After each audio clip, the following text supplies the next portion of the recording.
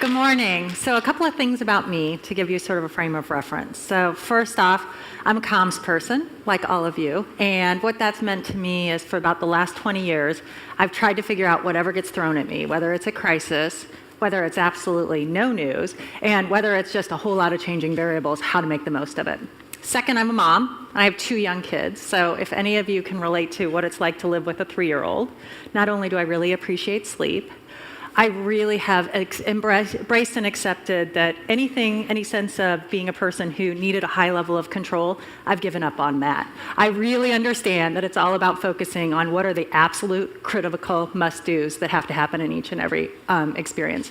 And then third, I'm a Midwesterner. And what that means for me is that I'm fundamentally, in my heart, an optimist. I really believe that if you just try a little harder, if you work a little longer, you can achieve almost anything. It's incredibly annoying to my colleagues. So with that, I'll stitch that back to what I want to talk to you about today. And what I want to talk about is that in the corporate world, companies are essentially doing one of 3 things. They're either growing, they're maintaining, or they're under pressure to transform and really turn around their business. And I would argue that nobody is really satisfied with maintenance. So that really leaves 2 things. You're either growing or you're in the pressure of trying to transform. And yesterday, Gabe got to talk a little bit about what it's like to support communications in a hyper-growth company. And I think we can all envy that for a lot of different reasons. Personally, I found myself in the trenches of transformation for most of the last 10 years and wanted to spend a little bit of time sharing with you what my lessons have been and what I think is the opportunity for communications when companies are really looking at and trying to transform who they are and redefine how they're going to grow going forward. And so, being from Levi's, I couldn't resist the urge to frame the conversation under the umbrella of a care tag. So we'll spend a little bit of time going through what I think are the 5 steps for transformation communications and how you can really use that as an opportunity. And in my mind, the piece of the puzzle that I'd like everyone to take away is there are 2 things that can happen. When a company's going through a transformation, it's overwhelming and it's really hard. And there's these amazing stories that we all have a lot of envy for. So we've all heard about IBM. How many people have heard the Apple story? We all understand Xerox. There's great, great stories to envy. But the reality of transformation is it's incredibly hard work. It's slow moving.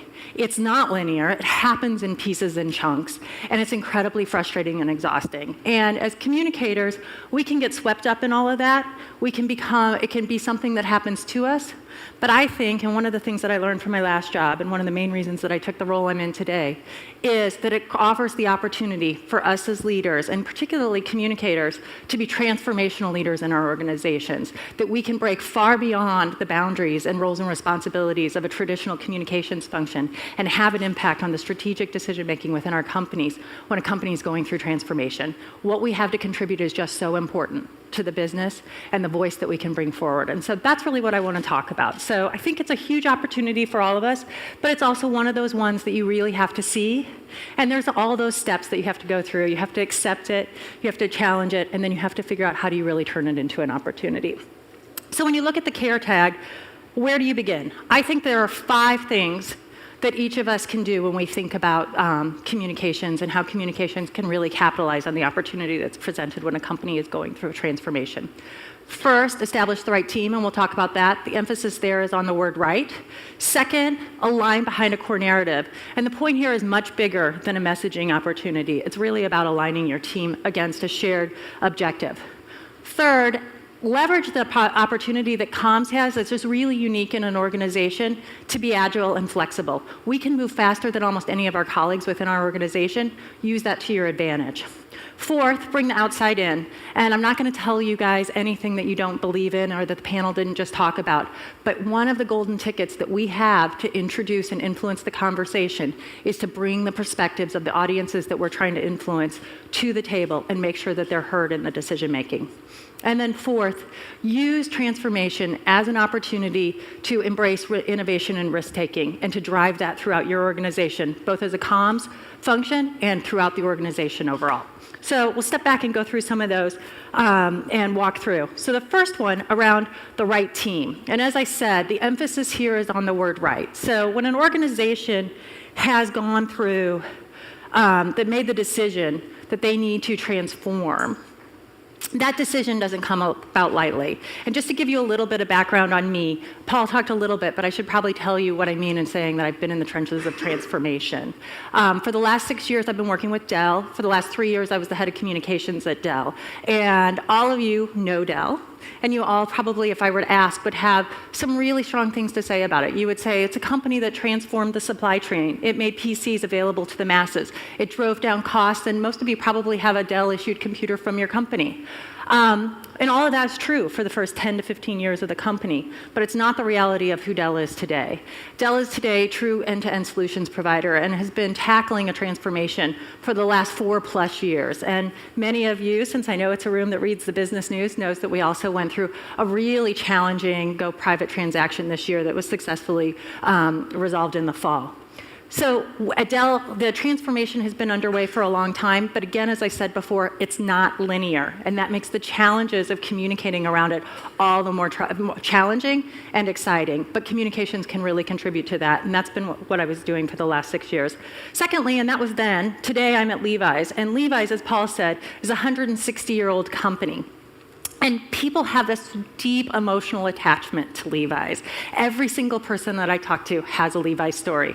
I have a Levi's story. I stole a pair of 501 cutoffs from my dad's closet when I was 16, and still, the sun comes out, they're the first thing I put on, and they make me think of lemonade and the beach. And almost everyone that you talk to has some sort of story like that with the company. I have friends who've told me that the only 2 brands that they're loyal to, that they've been loyal to their entire life, is their toothpaste and Levi's. But if I were to ask you some questions about the business of Levi's, you'd have less to say, I suspect. You would recognize the leadership that the company has in CSR, and then beyond that, you'd recognize the brand. The reality is Levi's is about just under $5 billion in revenue. We sell through about 50,000 retailers, and we operate in 110 countries. 20 years ago, Levi's and Nike were exactly the same size. In fact, we were really similar companies in a ton of ways. We were companies that cared about the environment, who were really thoughtful about responsible manufacturing. We were companies who were really competitive and uniquely global for the time. But since then, Nike has gone through time after time a series of transformations. They went from footwear to accessories to lifestyle to now they're tackling the challenge of being a technology company. Nike is now 5 to 6 times the size in revenue as Levi's. In the 20 years that I'm referencing, revenue has not changed at Levi's. We have stayed exactly the same. 2 years ago, maintenance was not good enough, according to our board and our shareholders. They brought in a new CEO and really challenged him to take the company back to growth. Since then, he's changed over the entire management team. I was a piece of that puzzle that just came in place in the last few months. And we're on track for the first time in 20 years to deliver top and line growth in the company's history in 20 years. So I can say without a doubt that not only are we just getting back to growth, but it's a 160-year-old company that's at the very beginning of its transformation. So based on that experience and based on the work we did at Dell, what I'd like to do is go through these 5 steps as some of the lessons that we learned and how they apply to what's possible in terms of what the opportunity is on transformation communications. So when you talk about the right team, Jim Collins talks about having the right people on the bus. And again, I think the emphasis is on the right. You may inherit a team that's full of really good people. They may be really, really committed. But the talent and skills that's needed for transformation communications may not map what they bring to the table. And you have to be willing to open to have those hard conversations and to make those hard decisions. You need people who have the right skills, the right capability, and most importantly, the right stomach for the decisions that are going to have to be made. And mostly, as I was saying before, when a company decides to undertake a transformation, they don't get there lightly and they don't get there quickly. It's been a hard series of decisions, and most of the time there's been downsizing as well. So you'll find a company of people who are really committed, but they're also a little scared. They're folks who care about keeping their job, and sometimes you'll even find folks who are marketing generalists, not professional communicators in the communications team. I would say that transformation communications is not for beginners. This is something that requires very skilled expertise. It requires credibility. It requires confidence. And it requires people who are going to have specialized skills to bring to the table to build the confidence of your executive team and your decision makers so that you can have an influence on the company. At Dell, what we ended up doing is, in the first year that I was there, we ended up turning over 30% of the team. After that, we stopped. we stabilized, and we focused on the work at hand. And I'm proud to say that when we look back, we were able to get to a place where our influence increased dramatically because of the visibility that folks did on the transformation work. We were also able to get back to internal promotions, particularly into the executive ranks, something that hadn't happened for years and years. All executives in the comms team had come from the outside, and we were back to a place where we were able to promote folks. And I'm proud to say that in addition, my successor at Dell came from the internal team. But that really had to do with us stepping in and really matching the skills and capabilities. For example, Dell did more than 24 mergers and acquisitions in a 2.5-year period. It was important for us to have credible M&A experience at the table, and we had to go find that and bring that inside. The second one is around message matters. And this sounds like what I'm talking about is a set of key messages. And I do really care about those, and I think they're really important. In fact, I was talking to a friend of mine who was on one of the other parties working on the Go Private transaction, and I asked him, well, looking back, because it was quite a drama, what are some of the key lessons that you take away? And he said, first and foremost, trust your day one key messages. And I have to say that resonated for me. When I look back at the messages that we introduced 4 years ago on the Dell transformation, I see that many of those are still the messages that are being employed today. But what this meant for us as a team was something much bigger than a set of narrative. What it was, as I said before, the Dell team, one of the things that had happened was the pendulum had swung way too far. We had become an internal service agency. So everybody had a patron in the business, and that worked just fine. But our collective effort wasn't adding up to something bigger than the sum of the parts. And in fact, the messages weren't necessarily tied together in a way that was telling the overall company story. And when we introduced the transformation, we realized that we needed to make absolutely everything we did from a communications perspective work against telling that overall story. I'll tell you a little anecdote. So when I first started to think about that and push hard for that was where we needed to take the communications agenda, my senior team, they were really nice, but they basically kind of laughed at me. And they said, Kelly, you're naive. I appreciate that that's what you want to do, and absolutely on paper that's the right thing to do. Because what I was arguing for was absolutely we have to continue to support the business. Of course we're going to have partners that are product managers and folks who are driving against this and this, but everything we do has to not only support those, but we're only going to do things that can also carry the message for the end-to-end solutions provider messaging and where we're taking the company overall. And we're not there yet as a company, but we'll get there and we have to start communicating it. And my team was like, yeah. And maybe 20%. If you really look at the portfolio of what we do on a day-to-day basis, 20% matches that. So yeah, we're all in for that 20%. But you're unrealistic if you don't acknowledge what we're asked to do on a day-to-day basis. 80% of the time and energy is working toward one-off individual agendas. And I won't say that it was easy. After a lot of negotiation, a lot of education, a lot of just plain saying no, and also the company getting there alongside us, we were able to flip that. So a year later, we sat down as a senior leadership team, did our annual planning, and challenged ourselves to say, is that still true? And could confidently say that we had flipped that. And as it progressed, we could get to a place where 100% of the messaging. As a company, one of the things that we did was we said, we're not going to communicate, we're not going to put resources behind things that can't carry the end-to-end solutions positioning. And that tracked across absolutely everything we did. That tracked across our employee communications, that tracked across our analyst communications, and that tracked across our product and service stuff.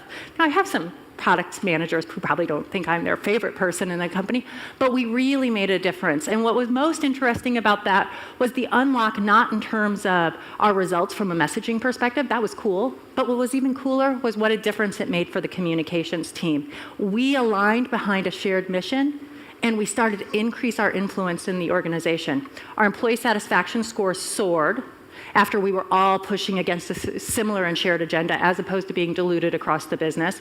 We increased our visibility in the company. We were invited in on the due diligence team, so we were started to be a part of before mergers and acquisitions were considered. We got elevated to be on the marketing leadership team, so where all of the decisions being made for marketing investments, we had a voice to that which had never been done before. And we started to report regularly, not only to the executive leadership team, but to the board as well. So overall, like I said, yes, it was around having a consistent message, but really was it gave our team something that we were all aligned behind and pushing against. The third is to be agile and be flexible. And this is really about what's special about us as a communications team. So I have to say, the work of transformation is time-consuming, it is hard, it's exhausting. There are management consultants from every corner of the business who come in and want to look at absolutely everything. You find yourself in endless meetings. You find yourself having to write reports on reports. And the thing is as that happens, you can get incredibly distracted. But as a communications function, we are unique. Yes, there are org structures that have to be figured out. Yes, there are budgets that have to be negotiated. But as communications function, we're used to being dynamic, we're used to being nimble, and we're used to pivoting where we see that things are moving to. So for example, within Dell, we saw the blurry lines between paid, earned, owned, and shared media starting to evolve. And we were starting to get all these questions from the advertising folks. So the media team would get a value add opportunity. They'd ask us for some contributed content. There wasn't necessarily any strategy behind it. It was just the requests started showing up, and nobody really knew how to do it. And it was easy enough for us to create the content, but as we saw that showing up as an opportunity, we just decided to tackle it. We didn't ask permission, we didn't make it threatening, we didn't ask for incremental budget, we just started to hire a couple of reporters, we put together a contributor network, and we started publishing. And then eventually, marketing had figured it out. They had sorted out their roles and responsibilities. They had figured out their budgets, most importantly. And we were poised to be able to execute. And I'm proud to say that Dell today is recognized as one of the leading companies of brands as publishers. And that's because we were on our toes when we saw an opportunity that was emerging within the company and really had that opportunity to bring that forward. The fourth is about bringing the outside in. And I'm not sure that this is unique to transformation organizations, but your voice will be heard more than ever during a time of transformation. So all of us, what's really unique is that we're charged with influencing and really managing the relationships with key stakeholders. It's also our responsibility to give those stakeholders a voice at the table as these decisions are being made within our organizations. And it's so easy to do now. So there's lots of data and tools that all of us have, but I would argue that it's really easy to spend a lot of time in conference rooms with people who already think exactly like you think, and to have all of these circular conversations and keep going and going and going and talking about what you already know. And I'm not sure that any of us are stepping up to contributing or making any value to our organizations when we're doing that. When you make sure that you're bringing the voice of those stakeholders to the table to influence the conversation and decision making, you're stepping up to the obligation as a communicator. So one of the things I always encourage my teams to do is to spend 25 to 30% of their time in engagement with the audiences that we're trying to do. Personally, I commit about 20% of my time, and mostly I focus on influencers and dissenters. It feels like the influencers are the folks who can really help to tell you what you need to anticipate 2 to 3 years from now. And when you think about the dissenters, they're the ones who are this valuable source of education on what are the obstacles that you might face. And so really making sure that you dedicated time and bring that to the table. The other thing that I would say is it's an invaluable ticket to increasing your influence in an organization. That it takes tremendous bravery to speak up, and often it's our responsibility to be the ones who speak first, to go on the record and put an opinion in the table. And we're often the conveners in our organizations. We're the ones who bring, it's not that people are disagreeing, it's just they haven't done the hard work of getting on the same page, and we're the ones who are pulling that together. And I would argue that none of us are going to be recognized as a transformational leader if we're great at taking notes. What you need to do is be the person who speaks first and pulls the pieces together. And you know you have imperfect information. You know you're only going to get it 75% there. But be the one who brings that together. And that's what translates you from a leader to a helper. And it's not really that satisfying to be the second. Finally, there's an opportunity to embrace and innovate. And I think that when a company is going through, whether you want to call it a transformation or a turnaround, whatever you want to look at that, there's this opportunity, every single aspect of the company will be reconsidered. They will look at every process, they will look at every resource investment, they will look at every headcount. And you can either see that as an opportunity and a threat to you and your team, or you can see that as an opportunity to drive innovation and risk in your organization, to step in and say, how can we do things differently? How can we make a step change and introduce new and exciting and more efficient ways to achieve what you're going to do? One of the things that we did at Dell was we always had a pool of money that was available on a quarterly basis. And that pool was up for grabs but you had to compete for it. Now, what was funny was the same team always won every quarter, and it wasn't that other people didn't compete, but most folks would bring forward these ideas that were sort of incremental on the day-to-day, and then there was one team who really got it, that we weren't looking for how do you make your day a little bit better. We were looking for step changes that were going to make a difference in our results. And what they would bring forward, the whole idea was low risk, low distraction, potentially high impact on the business. And what was really cool about it was we all embraced those ideas when they would do them, and we would integrate them into every aspect of our communications, even if they consistently came from one group of team. Somebody asked me the other day why I thought it was always the same people, and I think it was one of those things of resourcefulness. They were also probably the team that was least properly resourced, so the whole idea of innovation comes out of constraints, and it really changed the way we did communications as a team. At Levi's, a different way of thinking about this is how we manage and work with the agency. We don't work with a traditional agency. We don't have the resources to do so, and frankly, we have the basics under control. But like many of you, one of the things that we really push ourselves and that we challenge the agency to do is to help us think about what we need to know and who we need to be 3 years from now. And I think about that, one of my ahas when I got there was I found myself really scrambling to figure out how do we establish ourselves as a world-class team. And I was using this measure that was probably relevant 3 years ago, but it wasn't what was going to take us going forward.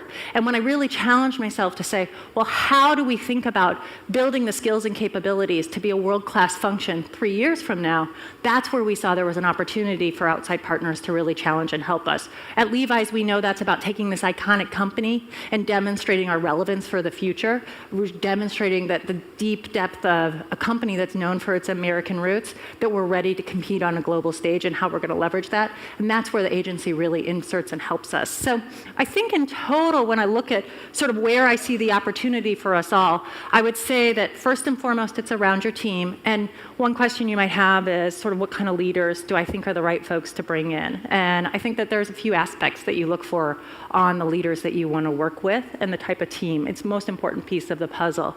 I think you need pragmatists, because this work is it's messy. It's messy work. You need people who are going to drive for clarity and action at each and every stage.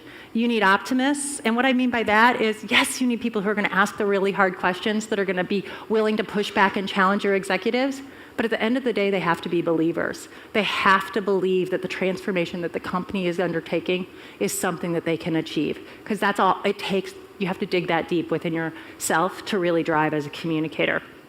You need people who are courageous, as I said before, who are willing to speak up and speak first and go on the record. I like to work with people who are fun, so I'd also argue you want to find folks who have that to bring to the table.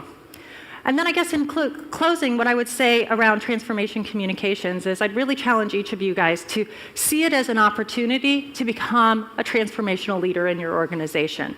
It'll give you an opportunity to refresh your team. It'll give you an opportunity to really align behind a core message and to really integrate that into everything you do and bring more meaning to your work. It'll give you an opportunity to flex the muscles that are really unique to communications and demonstrate how you can do things that your colleagues in some of the other functions, even marketing, can't do. One of the lessons that I would also throw out there is that it's okay to get there before the business. They'll catch up, especially if you're headed in the right direction, or it's easy enough to pivot, but to wait for the complexity of the business to catch up, you will miss opportunities. It'll give you the opportunity to really own data and become an expert in how the data and voices of your stakeholders can be a part of the puzzle. It'll give you a chance to really innovate within your team. And then finally, I think there's this huge opportunity for us as individuals. And for one of the things that I always encourage people on my team is to think about your own marketability. Think about how well are you positioning yourself both within your organization and for your next challenge, whether it's within the company you're in or if it's in the next one. And I would say the transformation gives you a unique opportunity to do that. You will be able to see and whether or not you made a tangible impact on the business results of the firm that you're a part of in a 3 to 5 year period. It's black and white. You'll be able to know, were you a part of the team that made that happen or not? I would say that not only that, you'll increase your business acumen, which with the complexity of business is more important than ever, and you'll make some of your best work friends. You're going to find yourself in a foxhole, whether it's on the other side of an activist investor or whether it's just a rotating line of C-level executives. You will have to do incredibly challenging work if you're in a company that's undertaking this level of change, and the people that you work alongside will become your family. And then ultimately, I think that when you tackle communications from this perspective, it can be incredibly empowering. So one of the things I'd ask you guys to think about is whether or not communications is going to have transformation happen to it, or whether or not you're really going to be one of the drivers of the transformation in your organization. So with that, I think I'm going to stop and invite Bob to come up and chat. Great. Cool. Okay, cool. That was a great talk. I mean, I could listen all day about transformation and how you add value to brands. And so I want to get into some of the fundamentals about what has made you successful, because I think when you think of Kelly's background, this is one of the things I'd say to kids who are 22, 23 years old: work on the agency side, work on the client side. Be willing to switch industries. You've done that, and you've actually made it look easy. So, I don't know about that. Well, from the outside it looks easy. How do you learn? Like, how do you teach yourself to learn a new industry? How do you teach yourself to learn a new discipline? What do you do? Well, I think for me that's what's exciting about the next role. So just to give you a little bit too much information about me personally, I was commuting to Austin for the last 6 years, and I found it incredibly, I loved my job. I loved everything about it except for its location. And at some point when you have a 3-year-old and a 5-year-old, they start to remind you that you need to be home sometimes. And so I was really open to the opportunity to looking for something that would be local. But it wasn't very motivating to do the job that I was doing at a new company. Number one, it's hard to find nice people. Right. I think we can all agree on. Number two, it takes 3 years to establish the fundamental credibility to be a real leader and have an impact on the business. And to do that again, to get back to square one, wasn't that motivating for me as well. And so that opened up me realizing that if I was going to do something different, I was needed to have a big element of learning built into that. And that looked like changing categories for me. And so how do you do it? I think for me, when I showed up at Levi's, I went and found the strategy people first and foremost, and made really good friends and started to really understand the dynamics of the business. I was lucky because I showed up at a time when they were just starting to pull together the core 5-year strategic business plan, so I could fall into the slipstream of that learning and really understand it. Establishing tight relationships with your peers. So one of the things that I didn't talk about earlier, but I do think that it's incredibly important, is find the folks from other disciplines who are like-minded in the objectives that they're aiming for. Good point. And really understand, how does your discipline and my discipline contribute to what we're trying to do? And those folks will go way out of their way to help educate you on the business. I think the other big piece is really understanding who are the influencers and the external folks who can educate you. So you have permission to be new for a long time, which amazes me, right? And especially in a company with as deep of heritage as Levi's. So I spent a lot of time just talking to reporters, asking them what I need to understand, attending the conferences. I'm always the first person when somebody can't go to a CEO summit or to an executive summit to raise my hand and say, I just want to go start to learn the personalities of the industry. So I think you said something actually that's, it could get glossed over and it's actually critical, which is you can be new forever or for a long time. And I've heard you say this before, in that it's important to be able to ask questions and to be confident and to ask questions. So you do that. How do you teach other people to do it? Because as you know, the people on the teams are often afraid to, in a transformative environment, to say, hey, I don't actually know what I'm doing. Right. Well, I think that one of the great things is we have this great ability to almost ask any question through the lens of, well, I think it's going to be interpreted as, or how comfortable are you going to be when people see this? So we can always use the audiences that we're representing to do that, and we can do it in a really data-based and credible way. There is so much access. The previous panel was talking about comments. I mean, you can extrapolate from how people reacted to other things to the next level of question. I also think that in terms of confidence on your team, it's modeling, right? So if your team, make sure that your team sees you asking questions and slowing down the conversation, because I think that's really what happens is communicators think that we're supposed to just jump in, be ready to move to action, and we don't want to slow down the conversation, particularly when people around the table have P&L responsibilities, bigger titles, and are demonstrating that they're incredibly busy. And being able to confidently slow down the conversation to really challenge, to make sure that we're making the right assumptions and that there's connecting dots. If your team sees you doing that, then they start to do it as well. It's great modeling behavior. I agree with you. Yeah, and it is hard to slow things down sometimes at the C-suite level, right? For sure. It can be. Now, another question I had for you is, if you think about, Dell's an iconic brand globally. But now you're at a company that's 160 years old. It's certainly a part of global lore and American lore and then San Francisco lore. How do you study a brand like that? How do you make sure that you're pulling out the right experiences and heritage to reach all your audiences? Because it seems like it's working, right? Because you're now moving towards top line and bottom line growth. Something's happening. We're getting there. What are you untapping there? Yeah, I think it has a lot to do with listening, learning, and just starting to do, right? So Levi's in particular is a place where our first lens is to come from a place of avoiding risk. And we realize that that is too conservative of an approach to be a company that's moving into growth mode from a maintenance perspective. And so, but it's also really comfortable for everybody. That's where they've been for a long time. Right. And so they've stayed there. And we had a similar situation at Dell, right? Like there can be executives with incredibly thin skin because transformation does not happen in a linear process. And you have to talk about where you've been to talk about where you're going. And most of our internal parties would like to leave out the front half, which makes it not news or not very interesting. And what I would say is you just start doing, and people get more and more comfortable, and you start to get some small successes, and then those garner additional, and then you start to look back and you can't remember what you were hesitant about. Right. But it's also a place and time, and who's the right folks to participate. So, you and I both worked at Dell, and we had to be really selective about when you use Michael with the media, it's sending a different message than pretty much anybody else from the bench.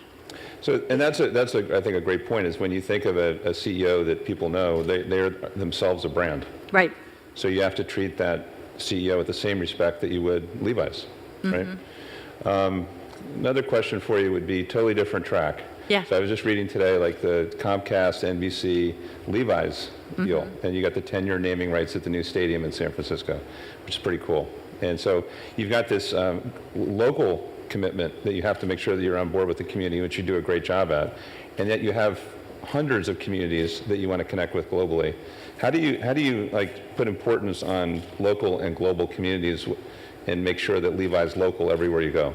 How do you do that? I think for us, it's finding like-minded and being really focused in where we put our energy and effort. So as you say, from a community perspective, we're deeply involved in the communities where we operate, and that's where we start. And it really emanates from what are the issues, what are the values of the company, which have been our same values for more than 150 years, and how those have spread into issues that we care about. And we've never been shy about being the first to care about issues that matter a lot to our communities, and that emanates from our employees and continues to be. So a lot of what we do is tied very closely to our employee volunteerism.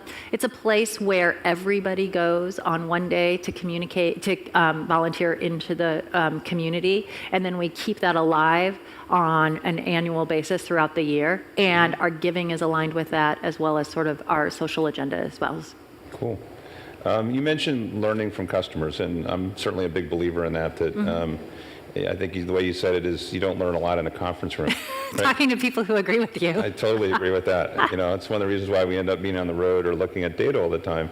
But how do you do that, right? Because there's 6.7 billion people in the world. Right. There's a lot of voices. So how do you figure out where to look? Well, I think one of the things that we've all accepted is there's no perfect measurement tool, right? But if you accept that it's relative, and if you're looking at it on a trend perspective, then you can start to learn a lot. And what got really interesting is when you start to look at the data that we're able to pull together based on media coverage and sentiment and other things, and what are the things that really spark a conversation in social, and then overlay the lens of what you see from the consumer data, from the reputation data, what you hear from the investor relations team. You start to look at those things and how they influence each other, and understand the timing of how they're linked and how people's attitudes will change over time. You can start to learn a lot about how you can influence and see what the impact is. I think from our perspective, one of the things that we try to do is think about what are the surge that we're going to really change, and then how do you keep that sentiment up and that understanding up and continue to reinforce it, and you introduce those things over time. But I think you listen from lots of different places. I think the panel did a good job of talking about that. Right. It's anecdotal, but it's also data-driven. Cool. Now, you were, I guess it was Project Da Vinci, then it was Enfatico, then it was Axicom, and had a couple names, but it was always the same thing, where you were involved in integrated marketing on a level that a lot of agencies, quite frankly, never really do. Right. People talk about it, but it never quite happens. But you were actually doing it right from the start. What did you learn that works, and what did you learn that, quite frankly, was pretty difficult to figure out? Right, so a little history lesson for anybody who doesn't know what Bob's referencing. True, a little background, yeah. About, I don't know, 7 years ago, I guess it was, Dell consolidated all of its marketing dollars with WPP. And when they did that, they said that they wanted to pull together an integrated agency that could cover the whole breadth of integrated services. And at the time, one of our friends and colleagues, many of folks may know Andy Lark as well, was in the communications role at Dell. And he knew that I had pretty deep experience working on integrated agency teams where you work alongside. One of the things at Dell is, certainly we don't have the resources as some of the other technology firms, and so the agency really has to be an extension of the internal team. And so the challenge that Andy gave to me was, first, nobody knows if this is going to succeed, and if it fails, no one's going to hold it against anybody. So it's sort of low risk. Two, that communications is not central to the challenge, and so we can leverage it as an opportunity, but we can also do things our own way to drive towards success. And what happened in that organization, and just to fast forward so you guys have a little bit of the insider story here, is that there were elements of that experiment that stay in place today and that have led to incredibly successful, deep partnerships and relationships. And there were elements that didn't work. And so now Dell works with multiple agencies. They're back to established firms on the advertising side, et cetera, et cetera. And I think what the lesson that we learned was, number one, we had a really tight partnership with you guys as clients. And so we didn't promise that we were going to be able to flip a switch in 30 days and that we were going to have a team in place. We had a stair step that we put in place to put that together. We focused on what were going to be the parts of the business that were ready for change most quickly, and what were the most pressing needs. And so we did that in partnership. So we put everybody on a shared rate card globally, which was a priority because we wanted to get the savings as quickly as we could. Then we looked at where were the places where we thought we could both recruit but also be filling holes on behalf of the team. And then we did it over time. So because we didn't overcommit up front, I think it made a big difference. Because we said we didn't treat it as a traditional agency-client relationship, we kind of all said we're in it together. Right. We sort of solved the problem together and tackled it together. And then ultimately, I think that what we learned from the integrated marketing piece was it was a really interesting time. So we became I think we deepened our relationships and became closer with the media buyers than we ever would if it hadn't been for that model. And that led to us being on the front end of a lot of the stuff related to owned media and content and brands as publishers. So I think that was probably a really big win for us. And then I think within the company, there was just a real lesson on understanding how to be a great client and how to be a partnering and client, and where we were able to do that and where we weren't, and how we could learn from that over time. Yeah, and I would add into what you said. I mean, I was involved in that from the client side, as Kelly mentioned, and it was amazing. We did an audit at the time of how many agencies we used worldwide, and there were 863, I believe, was the number. And you're like, okay, this obviously isn't going to work. But what I've learned from it is, at the very beginning, you're right, people are in that mode of what's going to happen in 30 days. But really, it's a transformative experience that takes 5+ years to really get right. And if I look at the future of marketing, integration has to occur to be successful for us to do the right thing in 40+ countries and reach the right saturation and combine paid and earned. Yeah. So it was ahead of its time in a way. Yeah, and I think it was ahead of the capabilities. I think that they got there, but I don't know that the holding agencies were ready to really execute at that stage as well, right? So they're getting there, but takes time. What we can all envision and how we operationalize is challenging. Yeah. So that was something else. I was intrigued by I'd love to know more about the experiment you did on you get money if you have the right ideas. I get the principle of it. And but when you're looking at transformative change, one of the things that I know is always something we end up talking about is there's a group of people who they're going to run up the hill with you, no problem, right? And there's another group that is completely freaked out and they're leaving. And then there's all those folks in the middle that we got to say, how do we get inside their heads to help them get there, right? So what are some of the things that you've learned about how to just kind of nudge people over enough to get them on the boat? Right. Well, a couple of things. So to build on what you said, when I first got there, I was the 5th head of communications in 6 years. And there were a lot of people who were happy to say that to me and to say it in a way in that I think that they were trying to communicate that it's been a really hard place to work, but some of them went as far as, I'll wait you out. You know, and I got that too. I got the, hey, VPs usually don't last more than 6 months. On my first day, and I'm like, why are you telling me this? Well, I actually found it incredibly empowering, right? I said, well, tick-tock, all right, let's see what we can get done in 18 months, because if that's all we've got, let's go for it, right? And to be honest, I would lasted longer than most of those folks, you did. For sure. Yes, you did. But I think that, first and foremost, as you said, there's a core of folks who are believers. They felt frustrated. They felt like they were in a tactical position. They felt like things were happening to them. And they really want to be a part of being on the front side of that. And you need to be in a place that those are the folks who are also interested in company first, not individual first. And if you can put them in the leadership roles, then you start to model and bring a team together, and you start to really reinforce the right behaviors. I think that the challenge, one of the things that you sort of assumed in the question that isn't necessarily true, is one of the challenges is that there are also folks who don't have a lot of other options.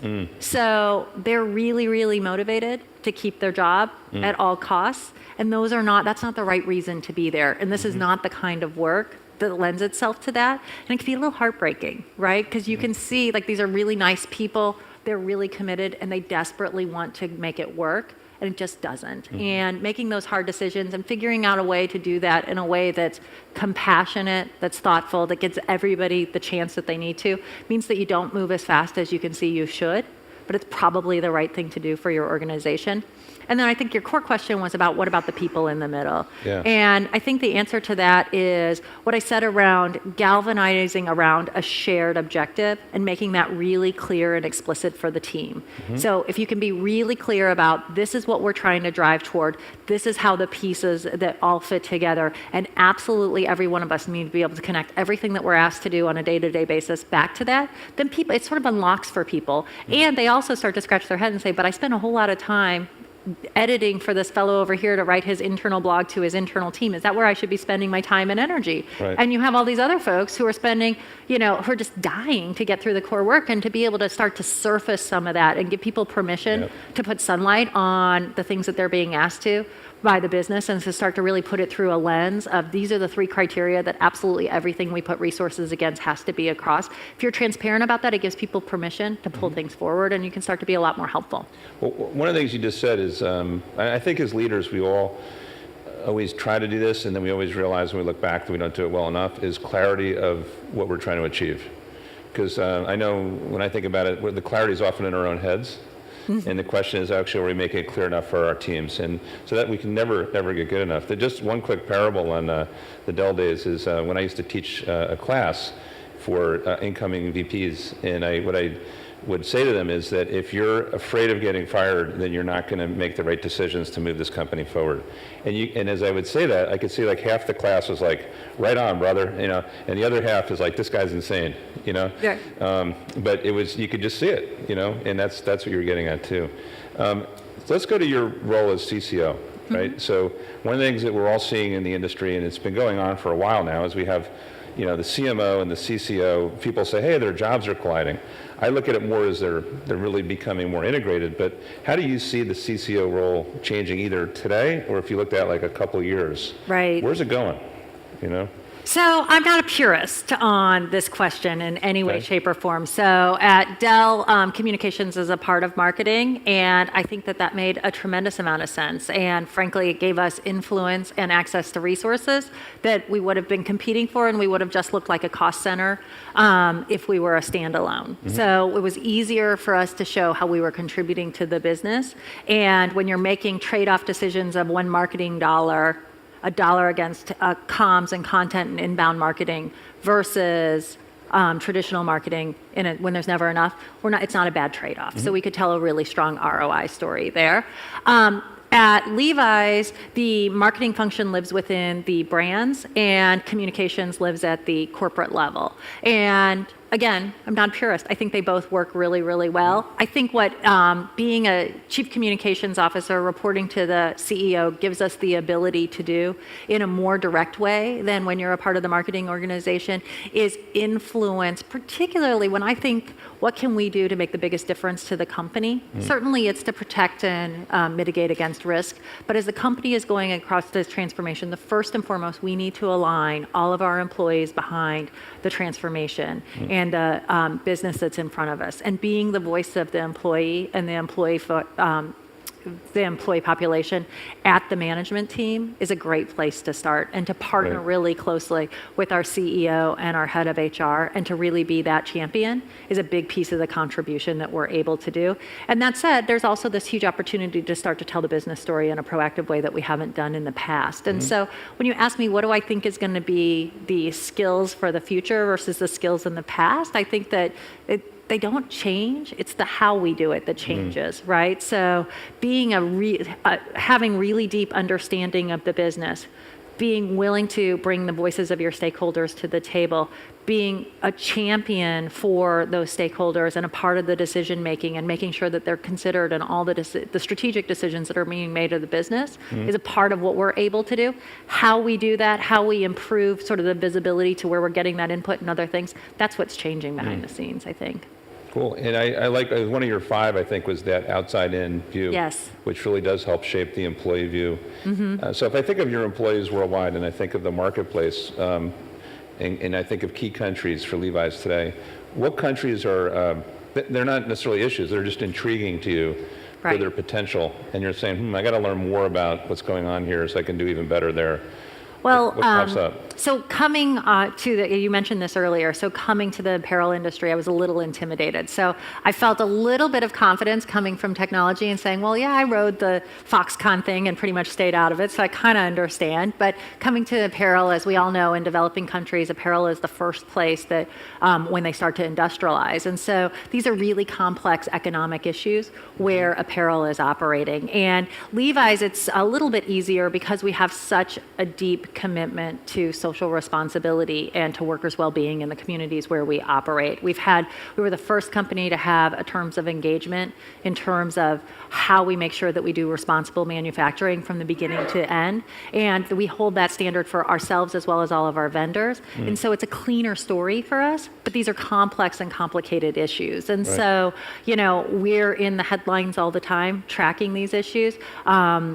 One thing is they don't change very quickly. So I didn't know that when I got there, but I realized that they're not going to establish the wage rates in some of these developing countries in weeks' times. These are issues that move over time. And so tracking those and understanding the trade and policy implications is sort of where we fit into the puzzle. What's the most surprising thing that has happened to you at Levi's where you kind of just dug in, you're learning about the brand, and you were like, wow, that's cool? We have an innovation lab here in San Francisco, and so you can manufacture, our designers work right alongside the manufacturers and the people who set up what we're going to be able to mass produce. And so the first thing is, the first time I went there, everybody has blue fingernails, which sort of was bizarre. Blue fingernails? Blue fingernails, yeah, Okay. because they're all sorry about dying that. I and would have done that if I feeding. knew. Yeah, they're all, literally their hands are blue, which is very cool. I learned what a whisker is, which is the lines on your jeans. Okay. And the way that they manufacture those, there's people who hand do that, and we have women who are seamstresses that actually worked in the factory here 50 years ago, who are now in our innovation lab and who are manufacturing pants today. We also sometimes laser dye those whiskers on there, so that's a very cool thing to watch happen. And so I think just that the immediacy of the manufacturing and how you can do so that you're controlling every component of the manufacturing And it's really, process. there's a craftsmanship to it. There's a craftsmanship Right. and there's a collaboration between the designers and the manufacturers. Very cool. And the makers. So I always have more questions, but we have about 8 minutes left. So I want to say if there's any questions from the audience, just please stand up and fire away. And I'm going to guess that there is got to be, yeah, there's one right there. Yep. Hi, I'm Laura. I'm Laura from Be loud. So I, based on what you've described about transformation, it seems like you guys are definitely aware that it needs to come from the inside out and behaviors need to change. Who is responsible for leading that charge internally, and what's your team's role in that?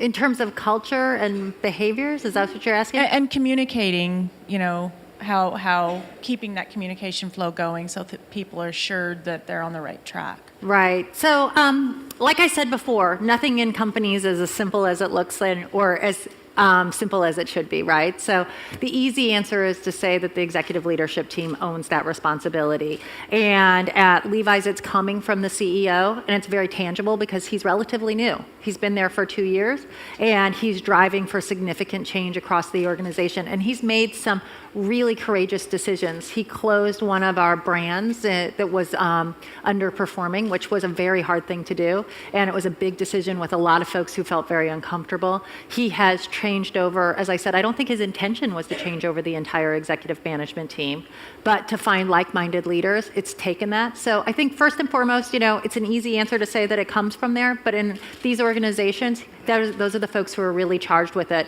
They bring on like-minded leaders around their table who are going to help to carry and drive that charge, and that's how we have tackled it. The communications team, however, is critically aligned with the transformation team. So we are just getting to a stage where we are starting to have sort of a core executive who's leading the transformation, just the project management component of that. And my role is in lockstep with her. So when they communicate that, the same time they'll say, and Kelly's driving the pieces of the puzzle that are going to help to make sure that people understand where are we going, how do we align against that, how does everybody wrap their heads around the strategy, how do they start to connect the dots between what they're doing day to day to the other pieces. But it's sort of like what I said earlier. Our role as a convener, we facilitate bringing all the component pieces together, making sure they reconcile. We're also the nudge within the organization. So none of this stuff happens as fast as it could, or as we would all like to see it, and none of it is clean as anybody wants to be before they want to write it down. And one of our responsibilities is to say that you can't leave our audience hanging. And so the first instinct is everybody says, well, then never commit when we're going to get back to them, right? And that's where we have to work really hard to say, no, if you want people to align and be a part of it, we have to regularly be in front of them, and we have to continue to give updates. And it's okay if we're not able to answer all questions. Saying something is going to help people feel aligned. And the reality is, and this is where you have to be really brave, is people are going to make up their own stories. And the grapevine is incredibly powerful if you're not filling it. And so we continue to do that. Now, another big piece of it is understanding the maturity of your leaders as communicators. And when companies are going through the level of change that we're talking about today, a lot of those leaders may be there or they may not be through the entire term of the transition. And so you have to treat them like the leaders who have the responsibility that they have, but you also have to understand that they have personal agendas, not just business agendas. And so it calls for some redundancy in the system to make sure that you're reaching everybody with the messaging that you really want to deliver. So let me ask a follow-up question to that. So messaging is something people talk about all the time. Mm-hmm. Everyone has a wide array of opinions on it. How have you learned what are some of your thoughts on how to focus messaging, make sure that everyone at the leadership level understands the messages? What do you do? Do you have a lot of messages, a little, a certain style? How do you do it? I think first and foremost, we drive for clarity and action. So and particularly when you're communicating with employees, there is a huge desire, especially amongst executives, to create the burning platform. Everybody knows that they have to create the case for change. What I would say is that's insufficient. You can't just create the case for change. You also have to say what's in it for people on the other side. And what we see is folks often say, well, we don't know the answer to that yet. We just know it'll be better, and it's inevitable that we have to do it. And really pushing for both sides of the story so that people feel a sense of urgency, but that the ones who are going to be there on the back end are believers in what's going to happen, are a part of the puzzle. And so again, I think it's clarity and a sense of action is built into the message. That's a great point. It's kind of like in sales, you have feature, advantage, benefit. Right. And we too often just focus on the feature. Mm-hmm. And we don't bring it through to what benefits the actual person. Exactly. So I'm always love a pair of 501s, and we'll always wear a pair of 501s. But these are Revel. Okay. And they have shaping technology built in, so It's kind of nice. What's Shaping that? technology. Shaping technology, for any woman in the room, they understand what I mean by that. That means they tighten in the areas that I want to tighten, they flatten in the areas I want to flatten, and they feel like yoga pants. Nice. Now that's innovation, right? That's right. great. Well, great. Well, thank you. Exactly. That's good. So let's all give Kelly a lot of thanks for this great talk. Thank you. I know I learned a lot, It was fun. and hopefully we'll do it again. Excellent. Great.